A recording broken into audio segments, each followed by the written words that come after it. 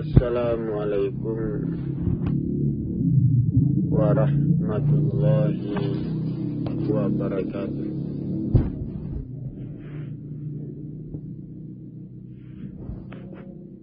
Alhamdulillah. Alhamdulillahillazi arsala rasulahu bil huda wa dinil haq liyushhirahu ala dini kullih wala karihal musyrikun.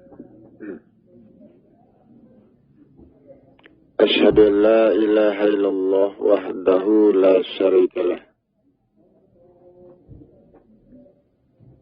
wa asyhadu anna Muhammadan abduhu wa rasuluh la nabiyya ba'dah. Allahumma fasalli wa sallim wa barik ala hadzal nabiyil karim wa ala alihi wa ashabihi rasulillahi ajmain.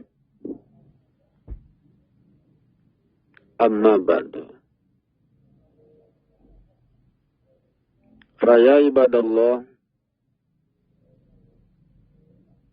ittaqullaha haqqa tuqatih wa la tamutunna illa wa antum muslimun.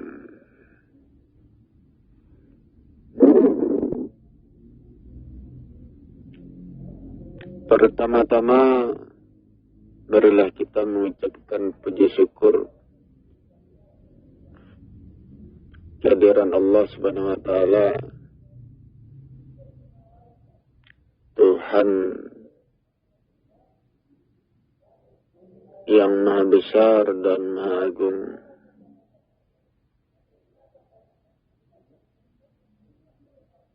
Salam hormat kita berikan pula kepada Muhammad Rasulullah sallallahu alaihi wasallam, Rasul terakhir dan penutup para nabi.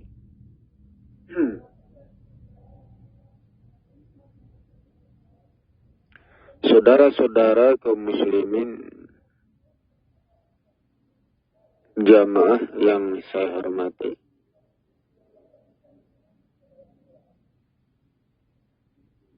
saudara,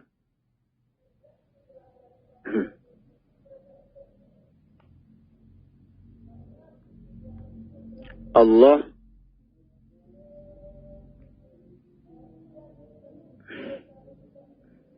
adalah kebenaran.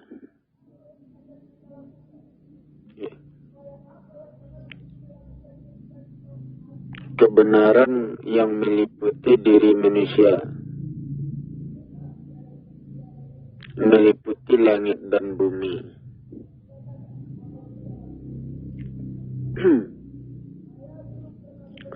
Yang benar itu adalah prosesnya. Proses yang terjadi di langit dan di bumi. Yang terjadi pada diri manusia. Apakah itu proses bersifat membangun atau proses itu bersifat merusak? Terjadinya proses itu itu berdasarkan hukum. Hukum swakibat. Sehingga dikatakan proses itu benar. Tidak ada proses yang salah. Apakah proses itu bertujuan untuk membangun diri manusia atau proses itu bekerja merusak diri manusia? Proses itu didorong oleh hukum sebab akibat, sehingga dikatakan proses itu benar. Proses itulah yang membawa manusia ke surga dan membawa manusia ke neraka. Manusia dibawa ke neraka. Proses yang benar itu yang mendorongnya ke neraka. Manusia dibawa ke surga. Proses yang benar itu yang mendorongnya ke surga. Jadi tidak ada proses yang salah. Nah itu. Ya. Contohnya saja tubuh kita kotor. Pada tubuh yang kotor tumbuh penyakit. Nah, ya, penyakit itu merusak tubuh. Melemahkan. Ya, memanaskan. Memecah belah jiwa raga. Ya, apabila jiwa raga kita terpecah belah, rusak, tentu ya diri kita runtuh. Kemampuan itu melemah. Nah, itu ya, itu jatuhnya kepada kehancuran.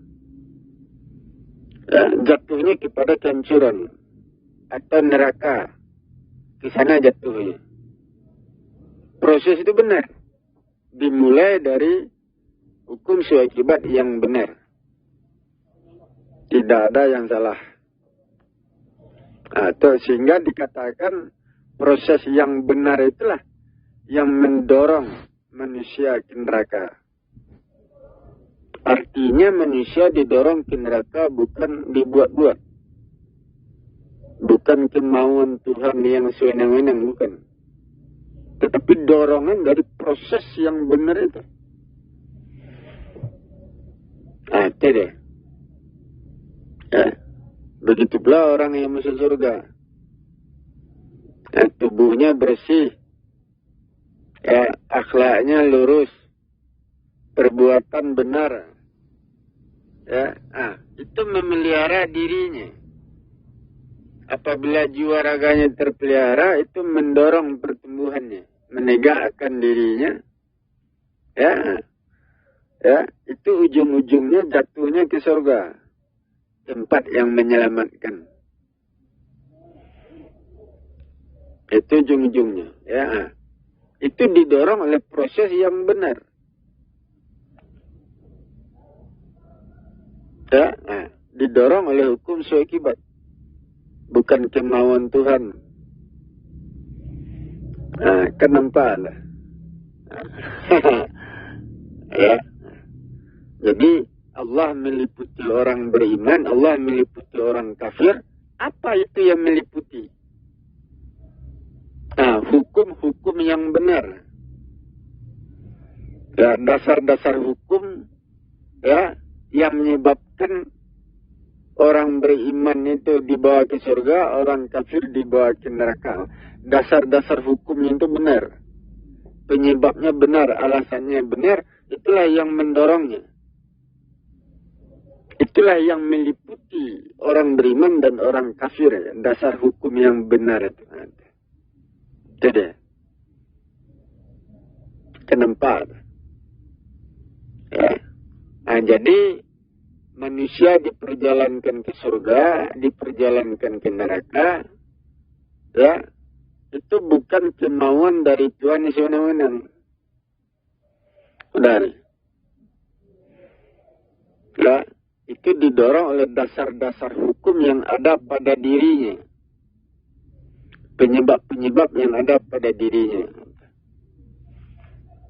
Ya, segala sesuatu yang ada pada jiwa raganya, yang ada di badannya, itulah yang mendorongnya ke surga atau ke neraka.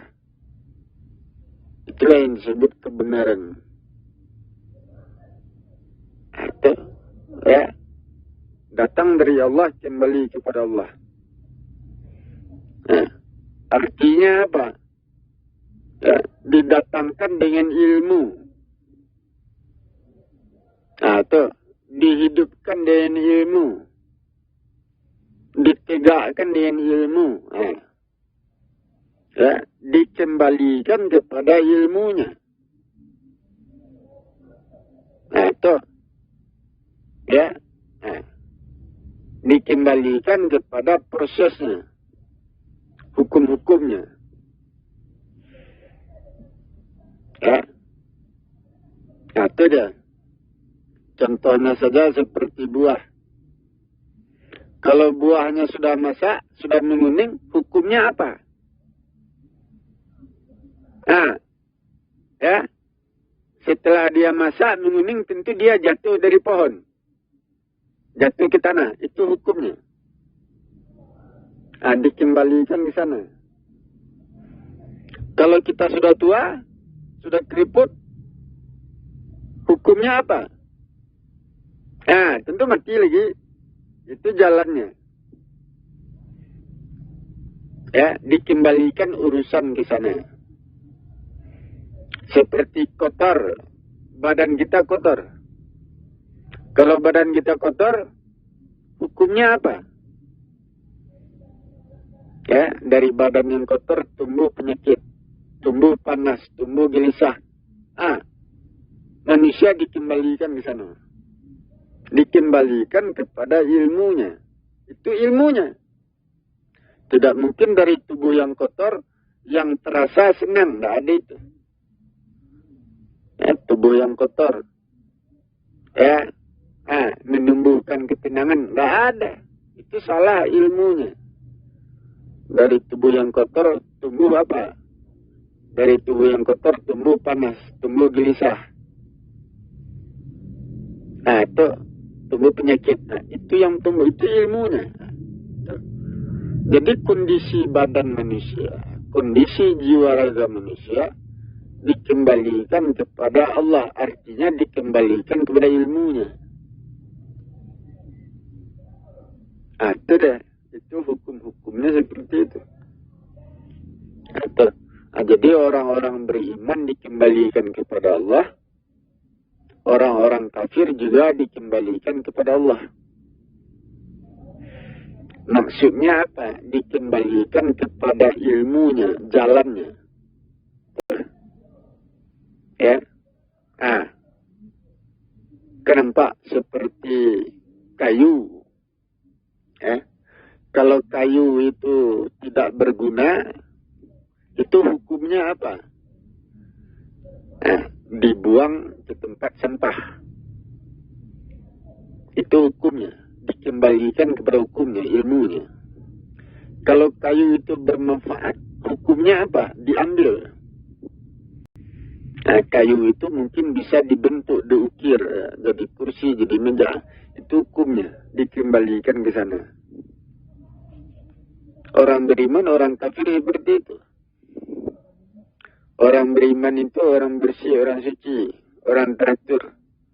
Jiwa raganya kokoh, teguh, kuat. Itu jatuhnya ke mana? Tentu jatuhnya ke tempat. Ke tempat yang baik, ya. Surga. Dibawa masuk ke surga. Orang-orang kafir bagaimana? Orang-orang kafir jiwa raganya kotor, rusak, lemah, tidak sempurna jiwa raganya. Itu jatuhnya kemana? Hukumnya apa? Itu dibuang ke neraka. Itu dia. Jadi orang beriman, orang kafir dikembalikan kepada Allah, artinya dikembalikan kepada hukumnya, dikembalikan kepada ilmunya, dikembalikan kepada jalannya. Sama ada. Itu dia. Itu yang dikatakan kembali. Kenapa? Ya. Itu dia. Datang dari Allah, kembali kepada Allah. Itu maksudnya. Tentu kita harus melihat pada diri kita sendiri. Kalau badan kita kotor, itu kembalinya kemana? Jatuhnya kemana? Tentu dibuang ke neraka, sampah. Badan yang kotor seperti sampah yang tidak berguna, dibuang ke tempat sampah, ke neraka. Hukumnya ke sana, kembalinya ke sana. Kembali kepada ilmunya, hukumnya seperti itu. Tapi kalau badan kita bersih, suci, bagus, sempurna, itu hukumnya bagaimana? Kembalinya kemana? Jatuhnya kemana? Ke surga. Itu. Tentu kita harus melihat diri, mengenal diri, apa yang ada di badan. Gitu. Benar. Kenalilah dirimu.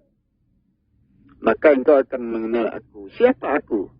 Aku adalah yang membawamu. ke surga dan yang membawamu ke neraka. Apa itu? Itu dasar-dasar hukum itu. Segala sesuatu yang ada di badan kita, itu bisa mendorong kita ke surga dan bisa pula mendorong kita ke neraka. Itu sebabnya manusia dituntut untuk memperbaiki diri, membersihkan diri, meluruskan diri, melepaskan segala sesuatu yang mendorongnya ke neraka, menanamkan sesuatu yang mendorongnya ke surga. Itu sebabnya mengenal diri, karena ini adalah hukum alam. Perjalanan manusia itu perjalanan hukum. Manusia berjalan.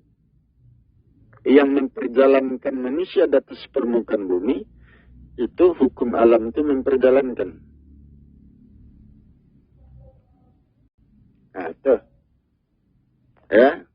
Itu sebabnya kita tentu harus mengenal diri apa yang ada di badan kita. Seperti ikan. Ikan itu dibawa ke mana? Ke dalam air, ke dalam lautan. Itu dia. Tapi kalau ikan tidak mengenal diri, bagaimana? Tidak masuk dia ke dalam air. Tidak masuk dia ke dalam lautan, keluar dia. Karena dia tidak tahu dengan dirinya. Bahwa dirinya ikan. Dia tidak tahu. Apa akibatnya? Sampai di luar air, tentu dia mengalami kerusakan, kematian. Itu akibatnya. Seperti harimau. Tahu dia harimau. Dirinya harimau. Masuk dia ke dalam hutan. Itu daerahnya. Itu tempatnya. Itu yang memeliharanya. Itu yang menyelamatkan hidupnya. Tetapi kalau dia tidak tahu dirinya itu adalah seekor harimau, nanti dia keluar dari hutan. Sampai di luar, apa yang akan terjadi? Bertemu dengan manusia. Ditangkap, dibunuh, macam-macam. Itu kalau dia keluar dari jalannya, keluar dari dirinya. Itu karena dia tidak mengenal diri. Kalau kita tidak mengenal diri, tentu kita keluar dari tempat kita. Seperti laki-laki, tidak tahu dia seorang laki-laki. Berubah dirinya, berperangai perempuan. Tidak tahu dia seorang laki-laki. Itu. Kalau dia mengenal dirinya, dia adalah laki-laki, tentu perangainya tidak akan seperti perempuan. Jadi harus mengenal diri. Siapa aku? Siapa aku, siapa engkau? Kan itu. Sama seperti cerita Nabi Adam. Nabi Adam diajarkan nama-nama benda. Nama-nama makhluk. Segala sesuatu yang ada di langit dan di bumi, itu diberitahukan kepada Adam itu namanya.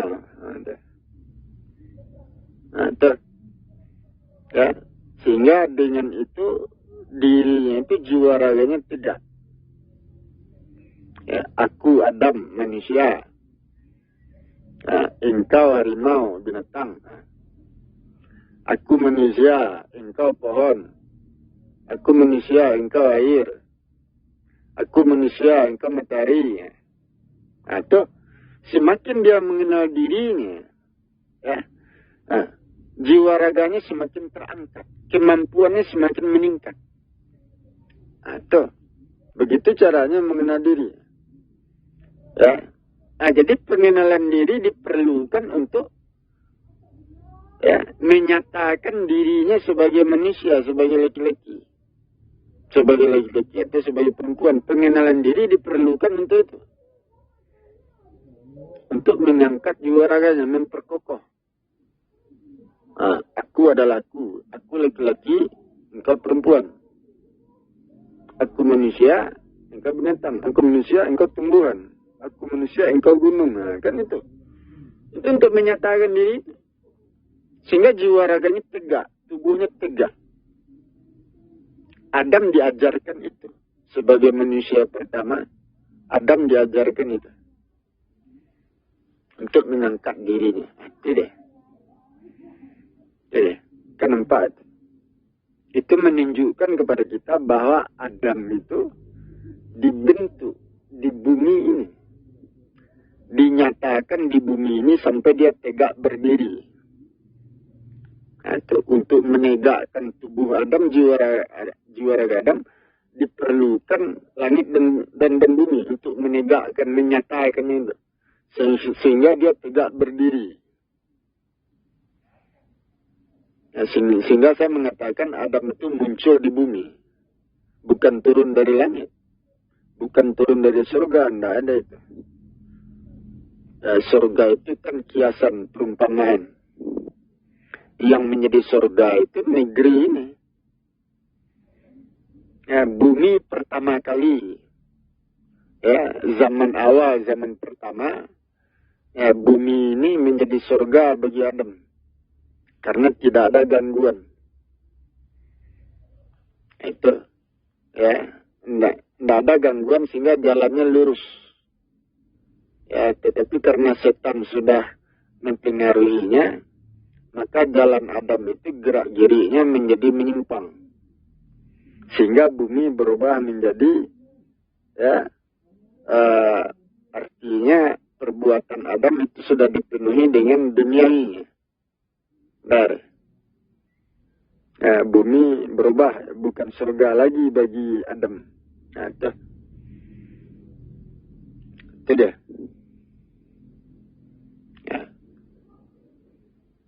Jadi manusia datang dari Allah, kembali kepada Allah.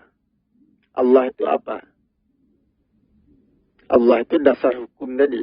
Dikembalikan kepada dasar hukumnya. Dikembalikan kepada ilmunya. Seperti ikan kembali ke dalam lautan. Itu ilmunya. Itu jalannya. Harimau masuk kembali ke dalam hutan. Itu jalannya. Itu ilmunya. Itu fitrahnya. Atau manusia kembali ke mana?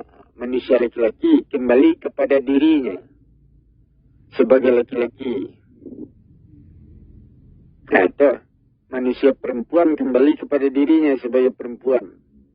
Kembali kepada pekerjaannya. Laki-laki juga kembali kepada pekerjaannya. Fitrahnya. Sama.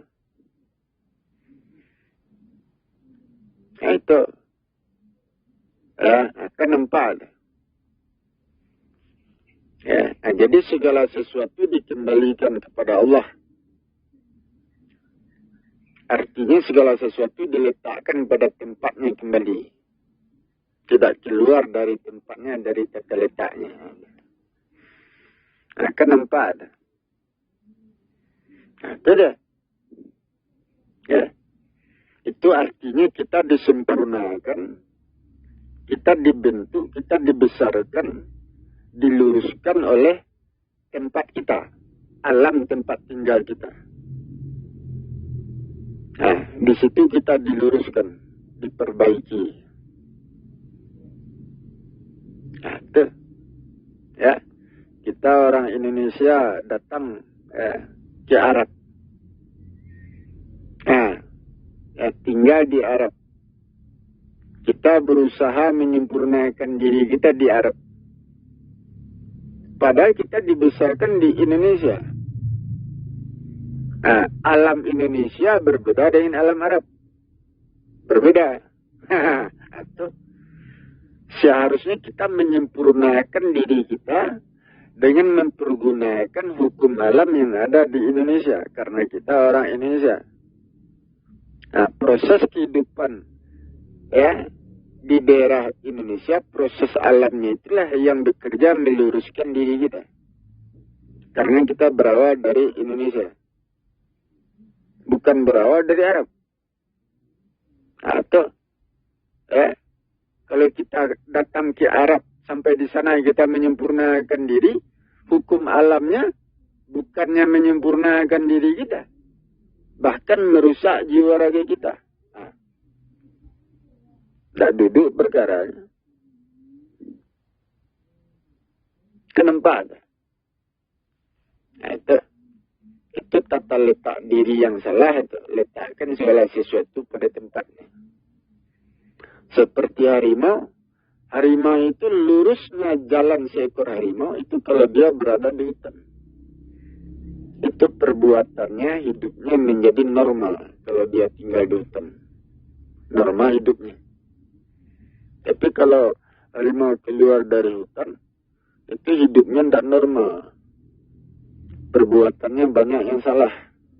Keluar dari fitrahnya. Manusia seperti itu. Kita orang Indonesia, perbuatan kita sebagai manusia, itu normalnya di mana? Di Indonesia. Hidup di Indonesia, perbuatan kita menjadi normal. Masuk kita ke Timur Tengah, ke Arab, hidup kita menjadi tidak normal. Karena bukan daerah kita. Tentu hidup kita tidak normal. Susah menyesuaikan diri. Susah. Tidak normal jadinya. Merusak ke badan, jiwa raga. Itu hukumnya seperti itu. Itu sebabnya Al-Quran mengatakan kembali kepada fitrah. Kembali kepada fitrah, fitrah alam. Kembali kepada daerah kita masing-masing. Itu dia.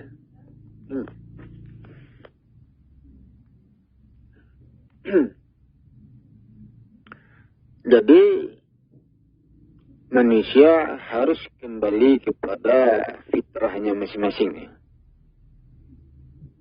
Untuk meluruskan pertumbuhan dirinya, pertumbuhan jiwa raganya.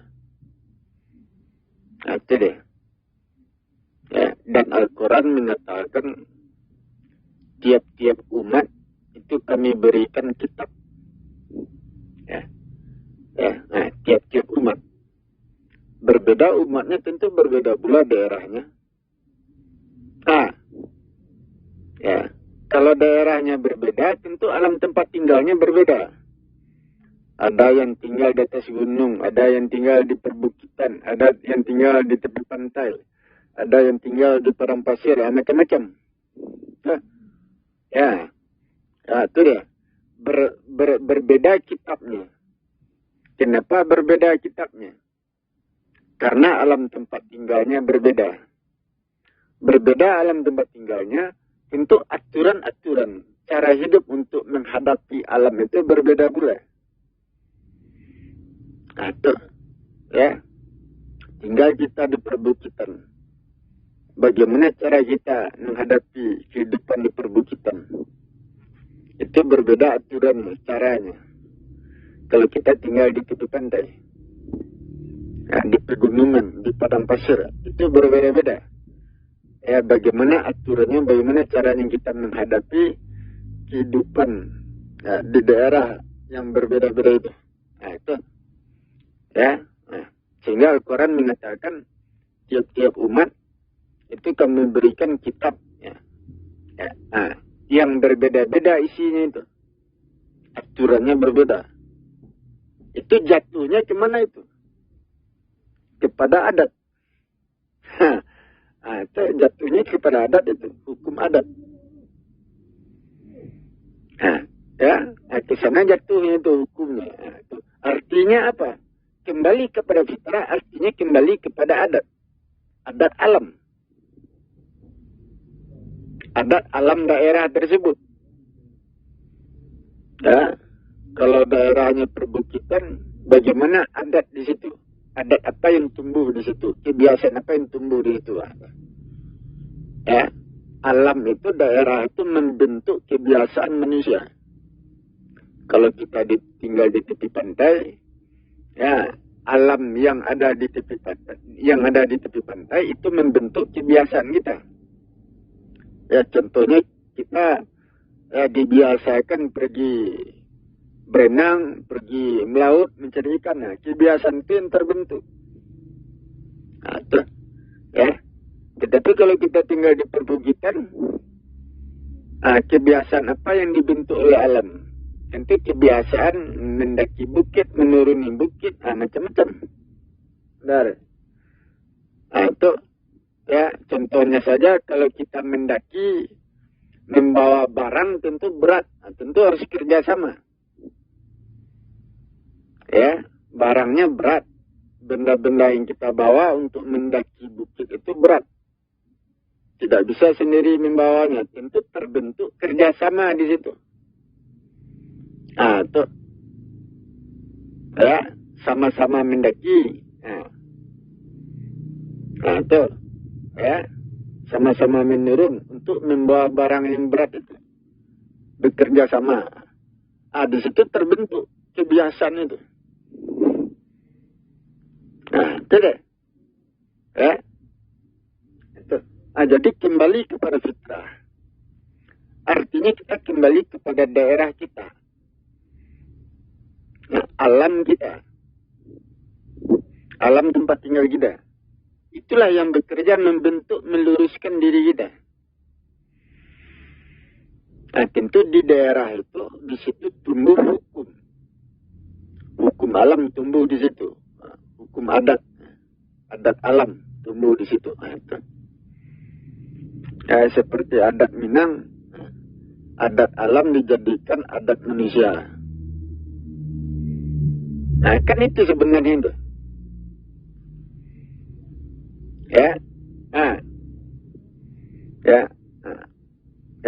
Adat alam membentuk adat manusia. Itu. Ya.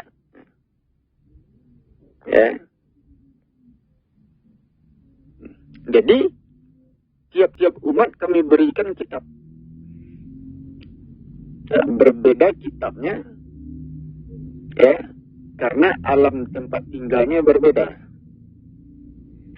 Kira-kira isi kitab itu apa?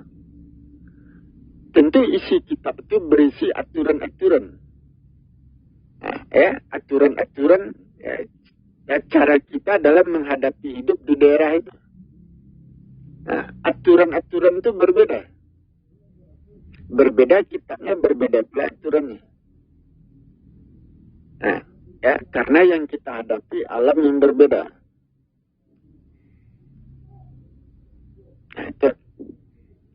Tinggal di perbukitan, di pegunungan, bagaimana aturan hidup di sana itu berbeda. Apabila kita hidup di padang pasir, bagaimana aturan hidup di situ itu berbeda. Jadi isi dari kitab itu aturan-aturan itu. Itu Al-Quran, sebenarnya Al-Quran itu. Al-Quran yang kita baca sekarang itu umum. Betul. Umum. Itu. Untuk seluruh manusia umum. Salatlah engkau itu umum. Betul. Beribadah. Saling menolong, saling membantu. Kerjasama itu umum. Itu perintah umum. Tetapi kalau kita turun ke bawah, tiap-tiap daerah berbeda alamnya. Tentu berbeda pula cara untuk mengikuti kehidupan di sana.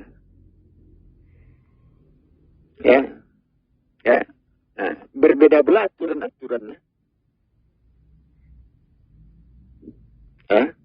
Hukum-hukum yang terbentuk di situ berbeda. Itu deh. Kenapa? Contohnya ada orang yang dia tinggal di tepi gunung. Perjalanannya bagaimana bentuknya? Perjalanannya cuma dua arah mungkin. Mendaki gunung dan menuruni gunung. Itu saja. Itu saja perjalanannya.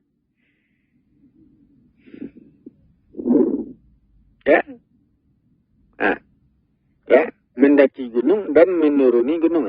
Itu perjalanan. Itu orang yang tinggal di gunung. Kalau orang yang tinggal di perbukitan, perbukitan itu kan lebih rendah dari gunung. Ya, jumlah bukitnya banyak boleh itu. Orang yang tinggal di perbukitan, bagaimana bentuk perjalanannya? Tentu dia mengikuti bukit-bukit itu. Menuruni bukit, mendaki bukit, menuruni, bergelombang. Itu jalannya. Kalau orang tinggal di tanah yang datar, bagaimana bentuk perjalanannya? Tanahnya datar. Tentu di situ tidak ada yang namanya mendaki, tidak ada yang namanya menurun, karena tanahnya datar. Bentuk perjalanannya cuma maju mundur, maju mundur. Tidak pernah mendaki, tidak pernah menurun. Datar saja perjalanannya. Dan tentu kebiasaan itu yang terbentuk. Itu. Bagaimana cara kita menghadapi hidup seperti itu? Tentu ada aturan-aturannya untuk menghadapi itu. Jadi berbeda kitab, berbeda pula aturannya. Berbeda isi dari kitab itu berbeda. Berbeda kitab, berbeda daerah tempat tinggal. Berbeda pula aturan-aturan yang tumbuh di situ. Dengan itu manusia disempurnakan. Itu khusus itu. Kalau Al-Quran yang kita pegang sekarang itu umum. Kalau kita amalkan Al-Quran, isi Al-Quran, kandungan Al-Quran, kalau kita amalkan, itu jatuhnya khusus. Itu. Itu deh. Contohnya saja, Al-Quran menyuruh kita untuk saling bersilaturahmi. Hanya sebatas itu perintah Al-Quran. Saling bersilaturahmi. Atau menjaga hubungan. Tetapi kalau diamalkan perintah itu, kira-kira apa yang kita lakukan? Tentu kita bersilaturahmi mungkin saja di dalam usaha untuk silaturahmi itu, tentu di situ ada jamuan, makanan. Di situ. Perintah untuk menjamu itu tidak ada itu. Upacara-upacara, doa bersama. Tidak ada perintah itu. Tetapi di dalam hubungan itu terjadi kebiasaan itu. Al-Quran menyuruh manusia untuk saling berhubungan. Saling mengunjungi. Ketika kita mengunjungi, kita membawa makanan. Kita membawa makanan ke tempat orang. Atau orang datang ke tempat kita, itu membawa makanan. Dan kita menjamunya pula dengan makanan. Kebiasaan itu yang terbentuk. Adat itu yang terbentuk. Itu kalau perintah Al-Quran dijalankan. Sudah. Apabila perintah Al-Quran dijalankan, itu akan membentuk kebiasaan adat. Adat menjamu tamu. Adat memberi makan orang. Adat doa bersama sebelum makan, macam-macam. Pakaian seperti itu. Kalau kita berkunjung ke rumah orang, tentu harus pakaian bagus. Tidak mungkin pakaian jelek. Pakaian kotor, bau busuk, tidak mungkin. Itu. Setiap kita datang ke rumah orang, itu terbentuk kebiasaan. Kebiasaan memakai pakaian bagus. Di dalam Al-Quran tidak ada itu. Al-Quran hanya memberikan perintah umum saja. khususnya itu jatuh kepada adat kebiasaan. Sehingga saya mengatakan sempurnanya jiwa raga manusia itu disempurnakan oleh adat. Diluruskan oleh adat. Dibentuk oleh adat. Nah, itu dia. Nah, tentu dipelajari bumi ini. Bumi ini kan luas ini. Ya. Nah, tentu dipelajari tata letak gunung, bukit-bukit setiap daerah. Ya. Nah, ukuran-ukuran daerah itu dipelajari. Ya, dengan itu kita melihat mana daerah yang melahirkan adat kebiasaan yang benar, yang tepat, yang sempurna. Ah, tuh. Itu deh. Kenapa? Seperti Arab itu. Apakah di Arab itu tumbuh adat kebiasaan yang sempurna? Di Arab itu banyak padang pasir. Nah, bukitnya, gunungnya, jaraknya jauh-jauh. Kebiasaan apa yang tumbuh di situ tuh? Nah, ada badainya segala macam. Badai pasir segala macam.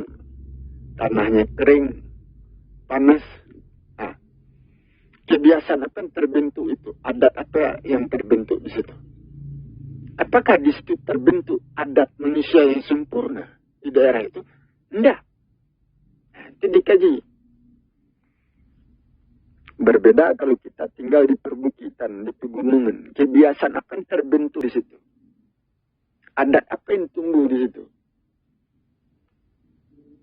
Apakah di situ terbentuk kebiasaan manusia yang sempurna? Nah, itu kan dikaji. Tuh. Tidak. Sehingga saya mengatakan Al-Quran sebenar-benarnya Al-Quran itu dipegang oleh adat. Isi atau kandungan Al-Quran itu terpegang oleh adat.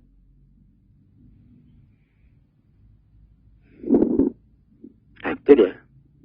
Ya, apabila Al-Quran itu dinyatakan, apabila isi Al-Quran diwujudkan, dinyatakan, itu akan membentuk kehidupan adat manusia. Nah, itu. Kenapa itu? Nah.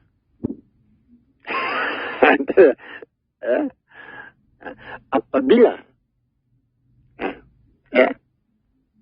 Islam dipisahkan dari adat, maka Islam itu melemah. Manusia tidak terbentuk. Jiwa raga manusia tidak terbentuk. Hukumnya seperti itu. Itu. Ya. Tujuan kita apa? Tujuan kita kan membangun jiwa raga manusia. Membangun itu. Jasmani dan rohani. Kan membangun itu tujuan kita. Itu tegaknya jasmani rohani manusia. Itu ditegakkan dengan kebiasaan adat. Adat berhubungan, adat bergaul, adat berumah tangga, adat bermasyarakat. Di dalam hubungan itulah akhlak terbentuk. Itu di dalam hubungan itu akhlak kita terbentuk, kehormatan kita, kemuliaan kita, perilaku kita terbentuk di dalam adat itu. Jadi adat lebih mampu untuk menyempurnakan manusia. Apabila adat dipisahkan dari agama, agama itu lemah. Agama yang dimaksudkan di sini kan salat, puasa, haji, zakat, sedekah, itu saja. Itu tidak bisa. Islam. Islam itu kalau kita berbicara Islam, yang kita bicarakan apa? Salat, puasa, haji, zakat, zikir, sedekah. Itu untuk pribadi. Itu ibadah pribadi. Untuk membentuk diri kita sendiri. Meluruskan jiwa raga kita sendiri. Tidak berfungsi untuk membangun kehidupan masyarakat. itu tidak berfungsi untuk membangun jiwa raga kita di tengah-tengah masyarakat. Tidak berfungsi.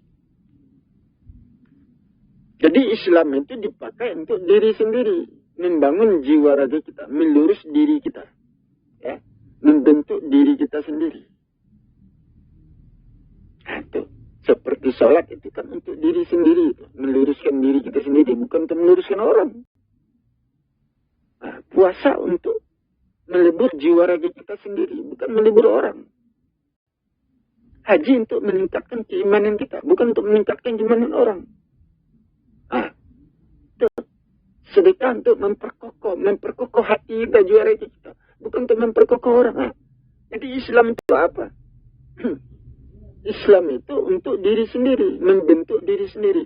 Tidak berfungsi untuk membangun diri kita. Di tengah-tengah masyarakat.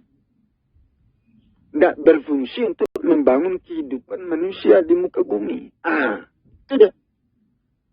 Jadi alat yang dipakai untuk membangun kehidupan manusia di atas permukaan bumi itu adalah adat. Adat yang dipakai. Nah, adat berumah tangga, adat bertetangga, adat bersuku, hubungan antara suku, hubungan antara golongan, antara masyarakat. Itu adat yang dipakai. Itu untuk membangun jiwa raga manusia, membangun kehidupan manusia di atas permukaan bumi. Meluruskan akhlak manusia, perbuatan manusia, membentuk diri manusia, kemuliaan manusia, harga diri manusia. Itu dalam adat itu membentuknya. Tuh. Jadi benar. Adat Minang benar. Islam disatukan dengan adat, itu benar itu. Itu dia. Tidak salah. Itu yang tepat. Adat bahasa ni syarak bahasa ni kitabullah, seperti itulah kira. Ajaran Islam, ibadah-ibadah itu diikat dengan adat, dimasukkan ke dalam adat.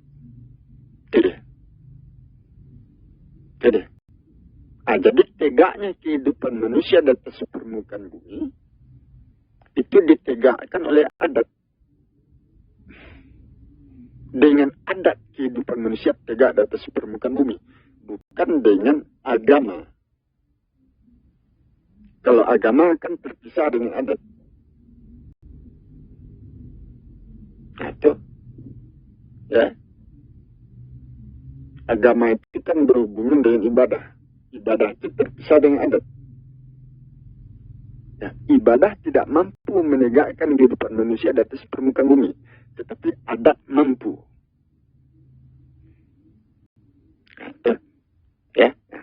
Di dalam kehidupan adat kebiasaan manusia, di dalam kehidupan itu, di situ adat tenggang rasa.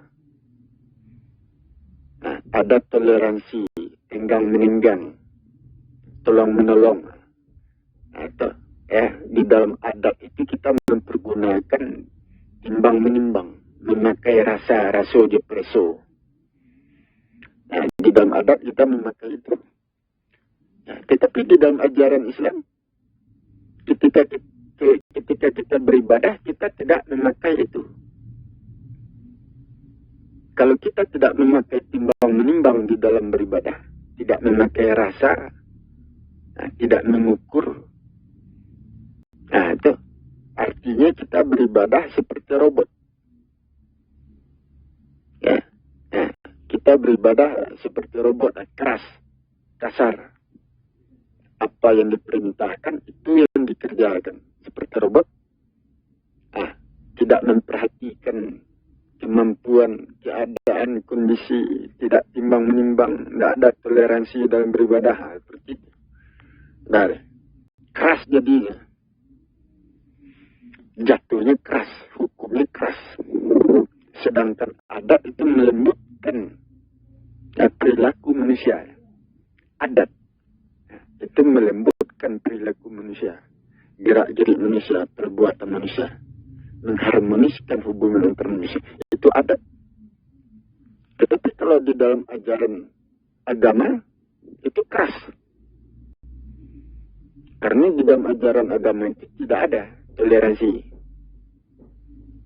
Ya, tidak memakai timbang-menimbang, tidak memakai raso preso. Itu tidak dipakai. Itu menciptakan kekerasan, kekasaran. Nah, tetapi di dalam adat itu memakai timbang-menimbang, memakai toleransi, hingga meninggal, memakai raso preso. Ya, nah, itu melembutkan manusia, mengharmoniskan hubungan manusia. Nah, itu. Sehingga saya mengatakan adat itu pondasinya. Adat itu pondasi yang kuat di atas permukaan bumi. Tuh. Apabila kita ingin memperkuat ajaran Islam, maka ajaran Islam diikat dengan adat. Sehingga Islam itu tidak hilang di atas permukaan bumi. Nah, itu. Jadi ada hukumnya, ada ketentuan-ketentuannya. Kalau kaji ini dikeluarkan, tambah panjang kaji ini.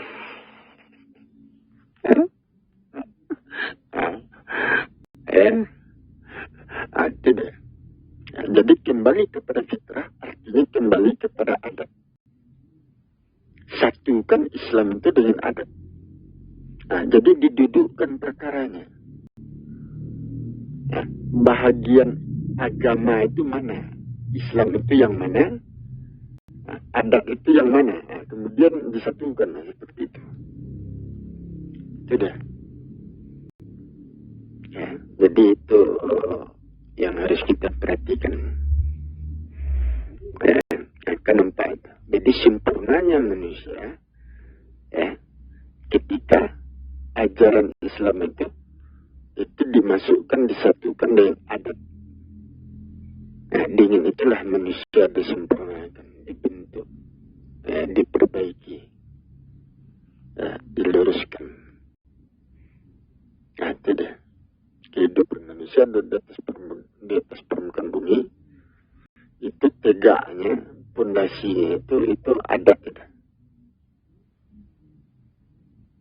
Bukan agama, ajaran Islam, bukan. Jadi berdasarkan hukum, adat Minangkabau itu benar. Nah, itu sudah benar itu. Cuman kita tidak memahami, pengetahuan kita tidak sampai. Itu saja. Tetapi kalau pengetahuan kita sampai, maka kita akan mengatakan adat Minang itulah yang benar di atas permukaan bumi. Al-Quran, kandungan Al-Quran tersimpan di daerah Minang itu. Itu dia. Tidak tersimpan di alamnya. Daerah Minang, alam Minangkabau, itu membentuk kebiasaan adat manusia yang benar. Itu wujud daripada Al-Quran. Yang sebenar-benarnya Al-Quran itu wujudnya. Nah, itu dah. Ya. Kenapa? Jadi itulah yang harus kita pikirkan, yang harus kita bicarakan, yang harus kita pelajari. Bahwa segala sesuatunya tentu harus ada dasar hukumnya. Nah, itu deh. Jadi kaji ini memang agak berbeda. Saya membawa ilmu berbeda, pemikiran berbeda. Berbeda dengan Nabi dan Rasul terdahulu. Jadi tidak sama. Nah, jadi demikian supaya kita perhatikan, ya, kita pikirkan bersama-sama sehingga jelas dan terang-benderang. Demikian saya kiri. Wabillahi taufiq wal hidayah. Wassalamualaikum warahmatullahi wabarakatuh.